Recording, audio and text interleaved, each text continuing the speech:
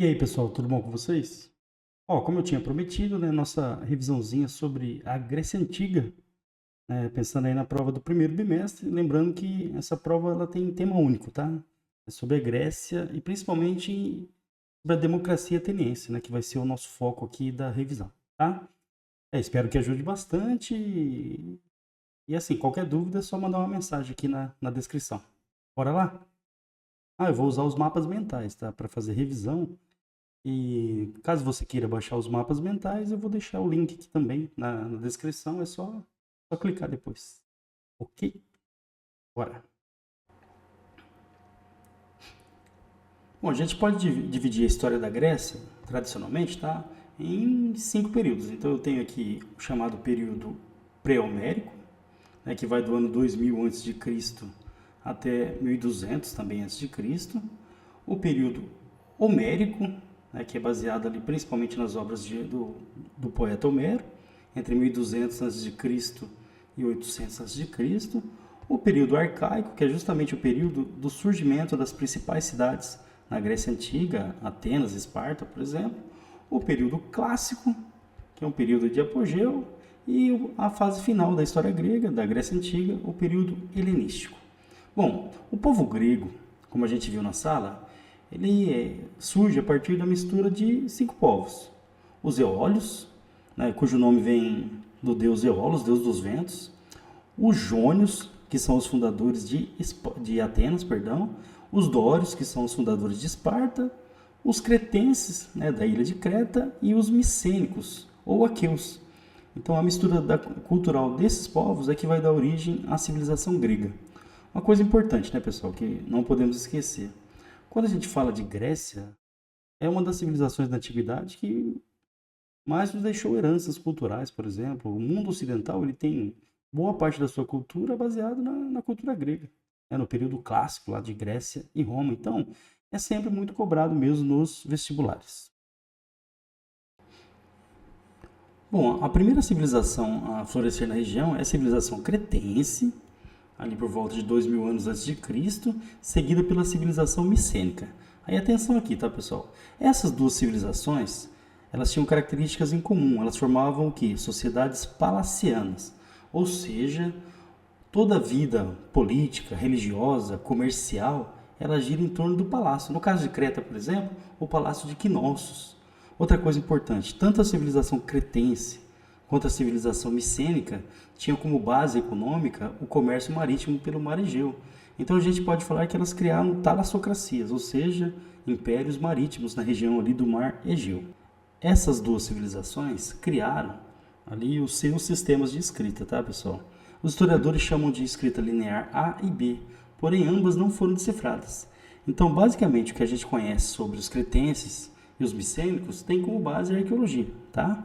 Essa fase termina por volta de 1200, quando um povo extremamente militarizado, os dórios, eles invadem a região, provocando o que, pessoal? O que a gente chama na história de primeira diáspora grega, ou seja, os gregos se espalharam ali pela região do Mar Negro. A segunda fase é a fase homérica. Então, por que a gente dá esse nome, fase homérica? Porque as principais informações sobre esse período histórico ele é baseado em duas obras, né, do poeta Homero, que são a Ilíada e a Odisseia. A Ilíada ela conta a história da Guerra de Troia, que os gregos chamavam de Ílion, tá, pessoal? Lembrando que essa história ela é mitológica, né? Não, a própria existência de Troia não é comprovada, mas a obra ela nos dá muitas pistas sobre a organização política, cultural, social, né, sobre a influência religiosa na cultura grega. Então, por que a gente chama essa fase de homérica? Porque ela tem como base a história da Guerra de Troia e a Odisseia, que é a história de Ulisses, né? Um dos heróis da Guerra de Troia que, no seu retorno para casa, ele foi perseguido pelos deuses, teve que enfrentar vários monstros aí mitológicos para voltar para sua amada, tá? Em relação à Guerra de Troia, tá aqui, né, pessoal, o cavalinho, acho que dificilmente alguém não conhece essa história, né? Porque assim, a Guerra de Troia teria começado quando um príncipe troiano ele sequestrou lá, tá, entre aspas, a princesa, a esposa do rei de Esparta, lá do Menelau, a Helena, A Helena foi para Troia, o Menelau ficou furioso e foi buscar a esposa de volta, tá? Chegando em Troia, a cidade tinha muralhas intransponíveis. Os gregos passaram mais de 10 anos atacando a cidade e não conseguiam entrar. E eles mudaram a estratégia, fingiram que desistiram da guerra e deixaram um cavalo gigantesco de madeira ali na frente da cidade, nos portões. Os troianos pensaram até em queimar o cavalo, né, segundo a mitologia, mas acabaram colocando para dentro, né, o cavalo. E dentro do cavalo, que era oco, existiam soldados gregos. Durante a noite eles desceram e abriram os portões, permitindo a entrada, né, do exército grego. E Troia foi destruída, de novo, segundo a versão mitológica. Porém, né, pessoal, embora seja mitologia, esses relatos orais eles são muito importantes para a construção da história. Tá? Embora, por exemplo, a gente não tenha alguma certeza, eles ajudam, né, os historiadores, são documentos que ajudam os historiadores a construírem, a recontar a história do passado. Lembrando que essa fase, até coloquei aqui, a fase homérica, ela não tem registros escritos. Então, o básico que a gente sabe da época vem pela arqueologia e pelas obras, né, que acabaram passando ao longo dos tempos. No caso aqui, a história da Guerra de Troia. Hoje em dia, né, pessoal, tem uma expressão que fala assim, presente de grego. Essa expressão, ela vem aqui do cavalo de Troia, né? O cavalo de Troia é um presente de grego por quê? Porque assim, é um presente que você acha que é bom, só que o recheio é uma surpresinha para você, tá? Tem até um vírus de computador, um malware, né, pessoal? Que é um arquivo malicioso, que é aqueles links que chegam pela internet que você instala em casa. E quando você instala, ele acaba infectando seu computador, roubando suas senhas, aí fazendo um regaço no seu computador. Esses vírus aí, esses malwares, quem fala, programas maliciosos, eles são chamados de cavalo de Troia. Você espera uma coisa boa e na realidade é muito ruim, tá? Bom, essa fase também é marcada pelo surgimento dos genos, ou pela pronúncia da região, tá, pessoal? Genos. O que eram os genos? Uma família grande, formada por várias famílias, onde todos se consideravam parentes, descendentes ali de um ancestral comum. E esse ancestral, normalmente, ele era o quê? Um semideus, por exemplo, Hércules, Ulisses, Teseu, Aquiles. Nessa organização social, a propriedade é coletiva e tudo que é produzido é dividido entre todos. Então, aqui eu tenho uma sociedade cooperativa, mas sem desigualdade social. A produção era dividida entre a comunidade e a desigualdade social praticamente não existia. Essas comunidades elas tinham um líder chamado pater. O pater normalmente era o homem mais velho ou o guerreiro mais corajoso. Ele não tinha privilégio na sociedade, no grupo, né, mas ele era autoridade. Exercia função econômica, ele era juiz também, chefe religioso e também chefe militar. Então a figura do pater. Lembrando, né, pessoal, que a gente tem a origem da sociedade patriarcal, onde o homem ele tem preponderância em relação ao papel da mulher na sociedade. Bom, essa organização social sem desigualdade, ela vai passar por problemas por quê? O território grego ele não é muito bom para a agricultura. Se for contar mesmo, apenas 20% do território grego é ideal para a produção agrícola. Os outros 80% são montanhas, rochas. Então a terra não é boa para a agricultura. Então, quando a população começa a crescer, né, então aqui a gente tem um ponto de atenção. Quando a população começa a crescer, as terras começam a ser disputadas. E aqueles que eram mais próximos do pater, os chamados eupátridas, começaram a ficar com as melhores terras, deixando boa parte da população sem terra ou com terras ruins. O resultado? Desigualdade social e o surgimento, atenção pessoal, na Grécia da escravidão por dívida, escravidão ou servidão. Ou seja, quem não conseguia pagar suas dívidas acabava se tornando escravizado. Essa desagregação, destruição dos genos, acabou levando à segunda diáspora grega. Então, uma nova dispersão, agora por praticamente todo o mar Mediterrâneo. Os gregos se espalharam pela Espanha, pela Itália, pela França, pelo Egito, pelo norte da África. Já tinha comunidades gregas do Mar Negro, ali na divisa com a Ásia. Ou seja, as comunidades gregas se espalharam pela região, em busca de terras melhores, em busca de uma vida melhor. Essa divisão, essa dispersão, essa segunda diáspora, vai favorecer e muito a atividade comercial entre as comunidades gregas. É isso, né, pessoal, que vai dar origem, né, a segunda diáspora, ao nosso chamado período arcaico, O período arcaico é o período de formação, de surgimento das polis, das cidades gregas. Lembrando, pessoal, que na Grécia Antiga a gente tem as chamadas polis, que são as cidades-estado na Grécia, tá? Lembrando que cidade-estado é uma cidade que tem organização independente, uma cidade-país, né? Ela tem um governo autônomo. E outra coisa importante, ó, na Grécia a gente não teve a formação de um império grego, né, com uma cidade dominando politicamente todas as outras. A gente teve períodos aí de hegemonia de Atenas, de Esparta, mas a formação de um império grego, não. As cidades elas conseguiram manter, na maior parte do tempo, a sua independência, sua autonomia, por isso cidade-estado, tá? Bom, a formação das polis é um processo que a gente chama, tá, pessoal? Atenção aqui, ó, de cinecismo. O que vai ser o cinecismo? A fusão dos gênos. Lembra, a gente falou deles agora há pouco, ó, tá aqui do ladinho. Os gênos era uma grande família formada por várias famílias que se consideravam parentes, descendentes de um mesmo ancestral. E normalmente esse ancestral ele era um semideus, por exemplo, tipo Hércules, né? Aquiles. Bom, Fábio. Tô brincando. Bom, como que as polis vão surgir? A partir da fusão dos gênos. Essas famílias, elas começaram, devido ao aumento da riqueza ligada ao comércio, elas precisavam de maior proteção. Então elas passaram a se unir para se defenderem melhor, tá? Dando origem às chamadas cidades gregas. Então, por exemplo, os jônios, um daqueles povos lá que formaram a Grécia, eles se uniram, esses gênos se uniram e acabaram formando Atenas. Os gênos dos dórios, aquele povo militarizado que conhecia o ferro, que provocou a primeira diáspora grega. Os gênos dos dórios se uniram e formaram Esparta. Então é o surgimento das cidades gregas. Então, repetindo, cada cidade tinha sua organização política, econômica e social independente. Aí, pessoal, vem o nosso ponto central, a cidadania na Grécia Antiga. Toda vez que a gente fala de cidadania na Grécia Antiga, de democracia, normalmente a gente está falando de Atenas, tá?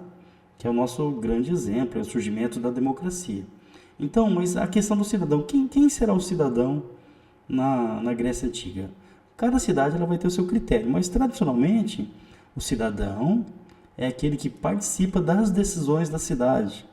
É aquele homem, né, pessoal, adulto, que vai participar das cidades. E normalmente um dos critérios era o homem ter nascido na cidade, ser da cidade, filho de pai e mãe da cidade. Ora, quem estava excluído então, normalmente, da cidadania na Grécia Antiga? As mulheres, os menores de idade, aí dependia da cidade, né, a menoridade, os estrangeiros estavam excluídos e também os escravizados, eles não participavam. Então, na realidade, a cidadania, lembrando, né, pessoal, o cidadão é aquele que participa das decisões. Na Grécia Antiga, a cidadania ela era bem restrita, limitada a um número de cidadãos, de homens adultos, que possuíam direitos políticos, ou seja, que poderiam participar das decisões da cidade. Como dica, pensando na prova, esse aqui é o ponto central. Estou fazendo um X aqui, né, a questão da cidadania. Daqui a pouco a gente fala só de Atenas, ok? Bom, pessoal, agora a gente vai falar exclusivamente da cidade de Atenas, da polis de Atenas, que é a principal cidade grega, tá? Então, aqui começando pela localização, Atenas fica na região da Ática, bem do ladinho da península do Peloponeso, onde fica Esparta. Os fundadores de Atenas foram os jônios. E a deusa da cidade? Pessoal, atenção agora, uma dica para a prova. A deusa da cidade é a deusa Atena, deusa da sabedoria, das guerras, das artes, ou seja, uma deusa bem eclética. Qual que era a importância, atenção, da cidade possuir um deus? A deusa Atena, deusa de Atenas, ela acabava sendo um fator de união cultural da população da cidade. Eles se reconheciam como protegidos pela deusa Atena. Então isso, ter um deus para a cidade, acabava sendo um laço de união entre os atenienses, o que era muito importante. É por isso, né, pessoal, que praticamente todas as cidades gregas elas possuíam o seu deus, o deus principal da cidade, tá? Lembrando, né, que os gregos eles eram politeístas, acreditavam em vários deuses, mas cada cidade ela tinha lá o seu deus protetor, seu deus principal. Na economia, Atenas era uma cidade que tinha sua economia baseada no comércio marítimo, tá? O início da organização política era a monarquia e o rei chamado de Basileu, e a aristocracia, pessoal, os eupátridas, que é aqueles que no início da organização política de Atenas possuíam direitos políticos. Lembrando que o termo eupátrida significa bem-nascido. Agora atenção, ágora. O que era ágora? A ágora é praça. É o local onde os atenienses se reuniam para debater as questões da cidade. Então, a ágora passa a ser um espaço de democracia, de debate político, de questionamentos também da ordem política estabelecida. Aqui do ladinho, pessoal, eu tenho a pirâmide social de Atenas. Tá? Não precisa decorar isso aqui não, tá? Lá no topo a gente tem os eupátridas, que são que nessa fase são aqueles que possuem direitos políticos, os georgóis, que são homens livres, pequenos proprietários de terras, os demiurgos, homens livres também, comerciantes, artesãos, são os pobres em geral, a população mais pobre em geral. Os metecos, meteco em Atenas, são os estrangeiros, não têm direitos políticos, e na base, os escravizados. Lembrando, né, pessoal, que nessa fase a cor da pele não é critério de escravidão. Aqui o cara ele virava escravizado ou por dívida ou por ser prisioneiro de guerra, que era o principal fator de escravidão. Beleza? Bom, essa desigualdade social que a gente pode ver aqui na pirâmide, né, pessoal, com os eupátridas aqui no começo, privilegiados, acabaram levando Atenas a uma insatisfação social muito grande, né? A população insatisfeita. E começam a surgir algumas reformas. E aqui, pessoal, eu tenho os reformadores, aqueles políticos atenienses que vão trazer mudanças, e essas mudanças, no geral, vão ampliar a participação política e a cidadania em Atenas. Bom, o primeiro deles é o Drácon. Aí, pessoal, quem gosta de Harry Potter, talvez a inspiração para o Draco Malfoy, né? O malvadinho lá do Harry Potter. O Drácon, ele vai criar o primeiro código de leis escritas de Atenas. Só que as leis que ele criou, elas eram extremamente duras, né? A maioria delas levava à morte, obviamente, que atingia a população mais pobre, tá? Então, o termo Drácon, draconiano, acabou virando sinônimo de dureza, né? De leis pesadas, leis duras, né? Uma coisa que você não deve ter quando estiver falando, debatendo com as pessoas, é um comportamento draconiano, porque seria um comportamento agressivo, tá? Bom, aí vem os principais reformadores. O Solon, que não fez isso Solon, tá, pessoal? Ele teve apoiadores. Essa piadinha. O Solon, o Clístenes e, pessoal, nada a ver com pagode, tá? O Péricles. Esses são os grandes reformadores aí de Atenas. Bom, eu separei aqui os três, né? E eu quero citar aqui alguns pontos de atenção. Por exemplo, entre as mudanças implantadas por Solon, temos o fim da escravidão por dívidas, tá? Então, a escravidão por dívida, ela acaba em Atenas, obviamente que vai beneficiar em muita população. Permitiu a participação dos homens livres nas assembleias, tá, pessoal? Aí volta para a pirâmide aqui, ó, os homens livres até essa terceira camada aqui, ó, até os demiurgos. Então, os cidadãos livres poderiam participar das assembleias. Lembrando, quem é o cidadão? O homem adulto nascido na cidade, filho de pai e mãe da cidade, tá? Mas aí, pessoal, atenção a esse ponto aqui, ó.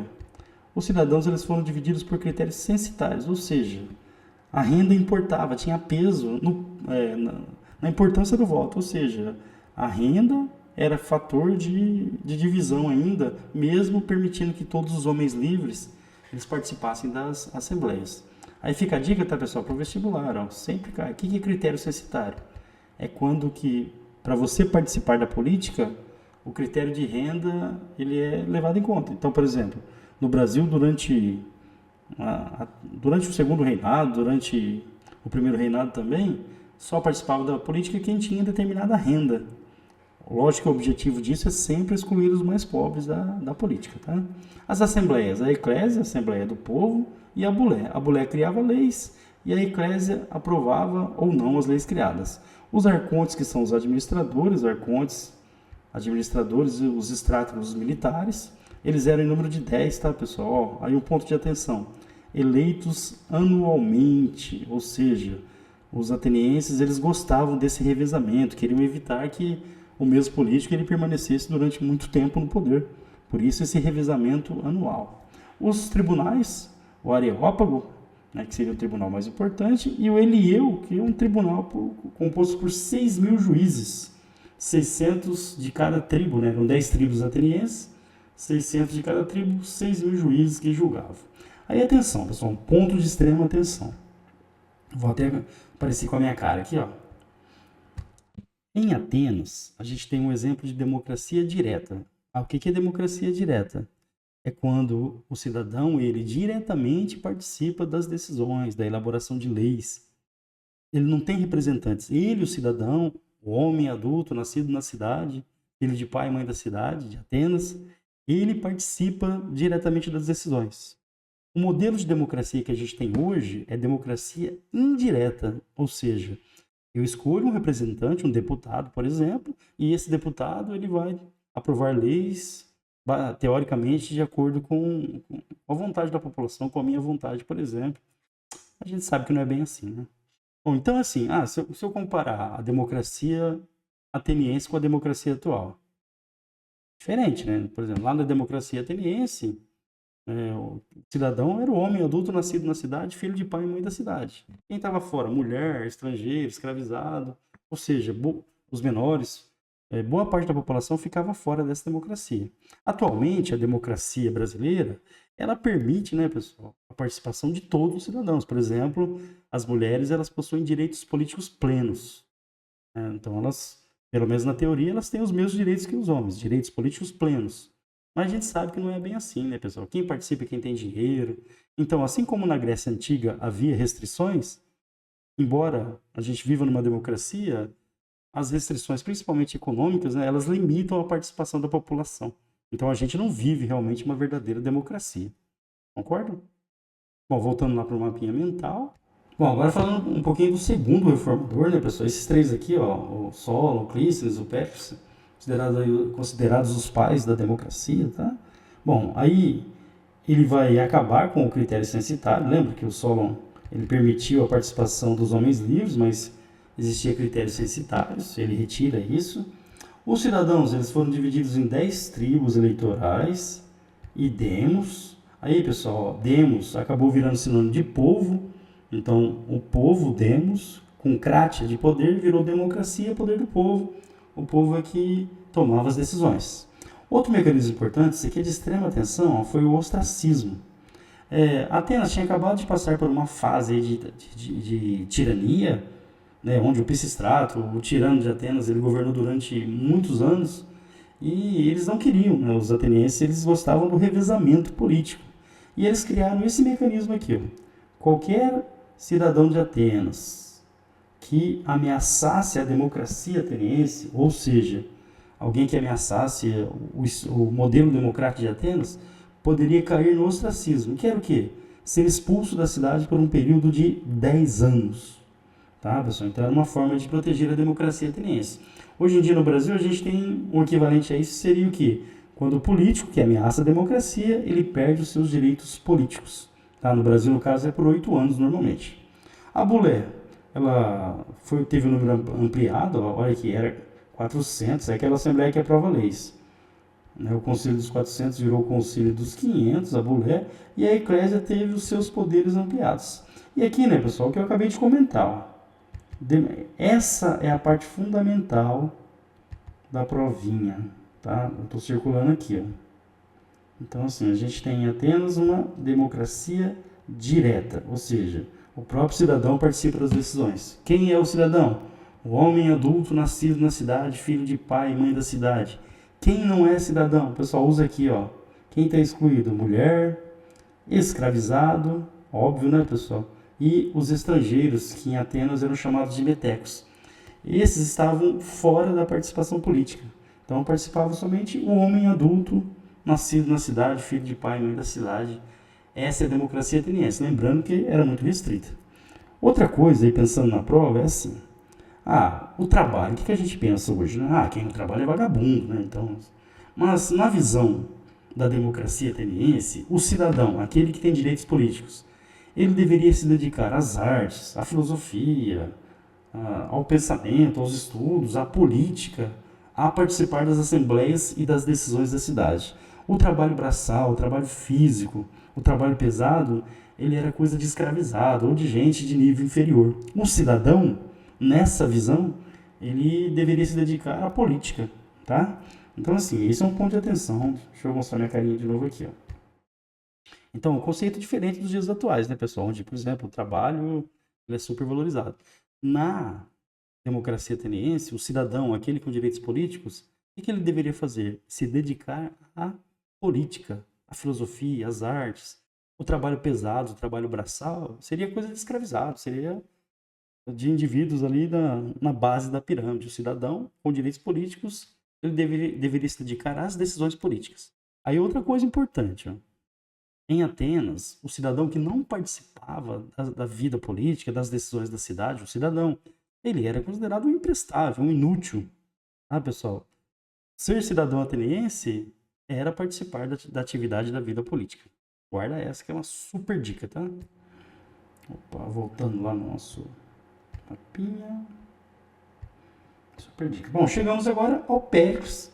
Né, pessoal? O Péricles ele vai governar Atenas na chamada Era de Ouro, o período, o auge, né? Essa fase que depois das guerras médicas, né? Lembrando que as guerras médicas não é desculpa, tá, pessoal? Não é Santa Casa contra o hospital de base, não é uma briga de médicos com bisturi, com estetoscópio, não é isso. As guerras médicas foram as guerras entre gregos e persas. Tá? Ah, por que guerras médicas então? Porque os gregos chamavam os persas de medos e por isso guerras médicas. O Péricles, ele vai... Assim, Atenas foi destruída nessas guerras, tá, pessoal? Então ele vai reconstruir Atenas, vai melhorar os portos também, vai embelezar a cidade, por exemplo.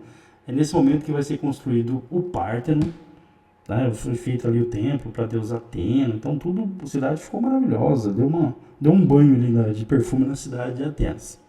Mas o que importa aqui, pessoal, é que o século do Péricles, ou a fase do Péricles, ela é considerada o auge da democracia ateniense, tá? Aí a gente tem 3 palavrinhas fundamentais aqui, eu estou marcando para vocês. Isegoria, que é a igualdade de manifestação, seria liberdade de expressão, liberdade de opinião, por exemplo. Isonomia, todos são iguais perante a lei. E mistoforia, que no caso aqui seria o quê? Um salário, né, que o cidadão grego recebia, aquele que era pobre, por exemplo, para participar das assembleias. Por que isso, pessoal? Muitos cidadãos pobres que não tinham condições econômicas, eles deixavam de participar das assembleias justamente porque não tinham dinheiro. Então foi uma forma do Estado grego, de Atenas no caso, de incentivar, de garantir a participação nas assembleias de todo cidadão, inclusive aqueles que eram mais pobres. Tá? Por isso que a gente fala, o auge da democracia, isegoria, liberdade de manifestação, isonomia, todos são iguais perante a lei, e mistoforia, um salário que permitia a participação dos cidadãos mais pobres. Pessoal, Esparta não está no nosso mapinha mental aqui, eu privilegiei mesmo Atenas, que normalmente é o que mais cai, mas sobre Esparta, é uma cidade, né, voltada para o militarismo. Então a sociedade espartana ela é voltada para a arte da guerra e tudo mais. E isso pode ser visto, né, pessoal, na forma como eles educavam as crianças, tá, pessoal? No que é conhecido como agogê. Seria a educação espartana. Então, por exemplo, o espartano, quando nascia, ele passava por uma verificação. Né? Uma comissão avaliava a criança, se fosse constatado alguma anomalia, alguma deficiência, por exemplo, a criança era morta, degolada, tirada no penhasco. Ah, pessoal, então assim, por que isso? Porque essa criança com problemas físicos, ela não geraria um bom soldado. Então esse era o objetivo em Esparta, gerar um bom soldado. Aí a partir daí, se a criança passou nesse teste, menino ou a menina, né, o menino ele ficava com a família até os 7 anos, e quando chegava nos 7 anos, ele era recolhido pelo Estado, a menina não, tá, pessoal? E o menino passaria por uma série de privações, tortura, sede, fome, simulações de batalha, ou seja, um treinamento extremamente rigoroso. E esse treinamento militar, ele ia até os 17 anos, chegando aos 17, o espartano ele passava por uma espécie de teste, uma prova final que era, ele recebia uma faca e tinha que matar um ilota, que é o escravizado em Esparta. Aí se ele conseguisse o feito, ele tornaria um soldado do exército espartano, mas a cidadania em Esparta era só para soldados espartanos com 30 anos. Tá, pessoal? Então, assim, uma característica aí marcante da cidade de Esparta, que era uma cidade voltada para o militarismo. Falando em guerras, falar um pouquinho sobre as guerras que os gregos aí se envolveram, né, pessoal? A principal delas, né, as guerras médicas, que foram as guerras com os persas, tá, pessoal? Lembrando, de novo, por que guerra médica, professor? Porque os gregos chamavam os persas de medos, por isso guerras médicas. O objetivo dos persas, principalmente do Dário, tá, pessoal, era conquistar a Grécia. Tá? Ele tinha esse objetivo, né, levar o Império Persa até a civilização grega. E a primeira batalha entre eles, tá, pessoal, vai ser a Batalha de Maratona. Depois de uma treta lá na cidade grega de Mileto, onde Atenas se envolveu, os persas tentaram invadir a Grécia e foram surpreendidos ali na descida dos barcos. Foi um massacre, né? Muitos soldados persas morreram. E essa batalha aconteceu na região de Maratona. E diz a história, né, pessoal, que um soldado foi avisar Atenas da vitória. Ele correu da região de Maratona até Atenas, avisou da vitória, mas a ameaça persa ainda continuava. Esse soldado ele avisou depois de correr 42 quilômetros e alguns metros e morreu logo na sequência. Então, esse episódio aqui da Batalha de Maratona acabou inspirando a principal prova das Olimpíadas, que é a maratona, pelo menos a prova mais charmosa, né? Bom, o sucessor de Dário, né, o Xerxes, que naquele filme 300 aparece, né, pessoal, ele é interpretado pelo Rodrigo Santoro, ele vai insistir no domínio da Grécia, agora com 200 mil soldados. O objetivo era destruir Atenas, principalmente, tá? Mas diante do inimigo externo, as cidades gregas que normalmente brigavam entre elas, Atenas e Esparta, por exemplo, elas acabaram se unindo contra os persas. E várias batalhas importantes ocorreram, pessoal. Por exemplo, a Batalha de Termópilas, que é a inspiração lá para o filme 300. Os persas conseguiram derrotar os espartanos, a Atenas foi destruída nessa fase aqui. Tá? Depois ela vai ser reconstruída pelo Périx. A Batalha de Salamina, atenção, essa foi uma batalha marítima. Ou seja, os gregos eles eram muito mais habilidosos e conheciam aqui o mar Egeu, e por isso os gregos conseguiram derrotar os persas. A Batalha de Plateia, em 479, os gregos conseguiram expulsar os persas e depois eles acabaram fazendo um acordo de paz, Tratado de Susa, que colocou fim ao conflito. Quando as guerras médicas terminam, a ameaça ainda não terminou. Isso vai levar a um outro conflito, né, pessoal, que é conhecido como Guerra do Peloponeso. Essa Guerra do Peloponeso, ela vai colocar agora frente a frente Atenas e Esparta, as duas principais cidades gregas. Quando terminaram as guerras médicas, os persas derrotados, né, o que Atenas fez? A ameaça ainda continuava. Atenas fez uma confederação de cidades chamada Confederação de Delos, que reunia ali mais de 200 cidades, tá, pessoal? Por exemplo, aqui no mapinha, ó, tudo que está em amarelo, aqui marcado em amarelo, estou marcando para vocês, ó, eram os aliados de Atenas. Cada cidade que participava dessa confederação fornecia armas, dinheiro, soldados para essa aliança militar. A Esparta, obviamente, que não ficou para trás, né? Vai fundar o quê? A chamada Liga do Peloponeso, que é a mesma coisa, uma união, uma aliança militar entre as cidades, aqui essa parte rosinha, entre as cidades que apoiavam Esparta. Agora, qual que é o perigo disso? Eu tenho duas alianças militares. Se qualquer cidade que está inserida nessas alianças entrar em conflito com uma cidade da outra, vai levar a uma guerra. E foi o que aconteceu. A cidade de Córcega, que era aliada de Atenas, da Confederação de Delos, vai entrar em conflito com Corinto, aliada de Esparta, da Liga do Peloponeso. Resultado, começa a Guerra do Peloponeso entre as duas alianças militares. Os atenienses eles conseguiram as principais vitórias, chegaram a assinar um acordo de paz, paz de Nícias, mas os próprios atenienses romperam. Aí, atenção, olha o que os espartanos fizeram. Eles pediram apoio aos persas, os grandes inimigos dos gregos, para derrotar Atenas, e conseguiram. Os atenienses foram derrotados, e, pessoal, Esparta acabou tendo uma hegemonia. Atenas foi punida, teve sua democracia destruída pelos espartanos. Bom, essa guerra ela durou quase 30 anos, tá, pessoal? Aí é o seguinte, o que normalmente cai muito no vestibular sobre esse tema? Foi a Guerra do Peloponeso que acabou enfraquecendo. Essa guerra geral entre as cidades gregas, ela acabou enfraquecendo a Grécia. As cidades, no geral, ficaram enfraquecidas, permitindo, pessoal, que uma outra cidade mais ao norte, chamada Macedônia, acabasse dominando toda a Grécia. Ou seja, a Guerra do Peloponeso, entre Atenas e Esparta, acabou colocando fim à civilização grega, a Grécia Antiga, no caso aqui, vai ser dominada pelos macedônicos, depois pelos romanos também. Aí, pessoal, essa é a nossa revisãozinha sobre a Grécia Antiga. Lembrando, a prova de tema único.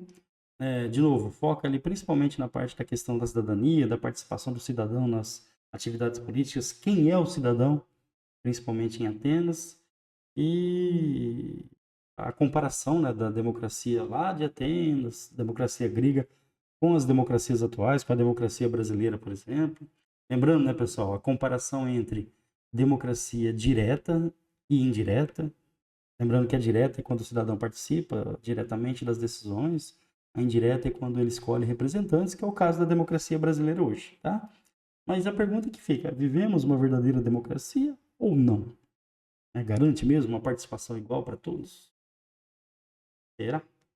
Gente, ó, beijão. Espero que tenha ajudado bastante mesmo, né, na prova e bora lá tirar 10, gabaritar essa prova.